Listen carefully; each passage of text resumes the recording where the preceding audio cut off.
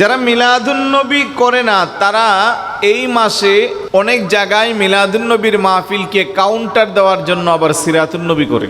আমার কথা হলো, আমরা যারা আহলে সুন্নাত ওয়াল জামাতের আকীদা বিশ্বাস করি, আমরা কখনো সিরাতুন্নবীর বিপক্ষে না। তবে আপনার যদি উদ্দেশ্য খারাপ হয় তখন আমরা সেই জায়গা কথা বলতে হয়, কারণ আমাদের মিলাদুন্নবীর আলোচনা করলে অটোমেটিক সিরাতুন্নবী চলে আসে। মিলাদুন্নবী হলো জন্ম বৃত্তান্ত আর সিরাতুন্নবী হলো জীবন বৃত্তান্ত। এখন আপনি যদি মিলাদুন্নবী বাদ দিয়া সিরাতুন্নবী করেন তাহলে রাসূলুল্লাহর নবুয়তি জিন্দেগি হলো 23 বছর।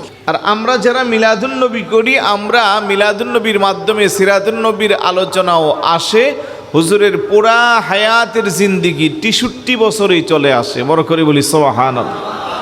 আর আপনারা যারা সিরাতুন্নবী করেন, আপনাদের উদ্দেশ্য খারাপ কেমনে বলি, মিলাদুন্নবীর মাসে, মিলাদুন্নবীর দিনে 12ই রবিউল আউয়ালেও আপনারা সিরাতুন্নবী করেন। যখন সারা দেশে মিলাদুন্নবী করে তখন আপনি করেন সিরাতুন্নবী।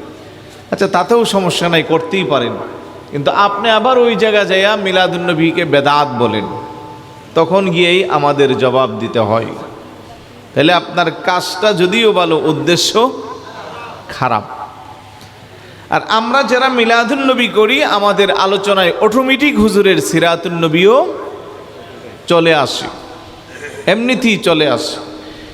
আর আপনারা মিলাদুন্নবী না করার আরেকটা কারণ থাকতে পারে, আপনাদের অনেকে বলে রাসূল 40 বছর পরে নবী হয়েছে, এর আগে আমাদের মতো সাধারণ ছিল।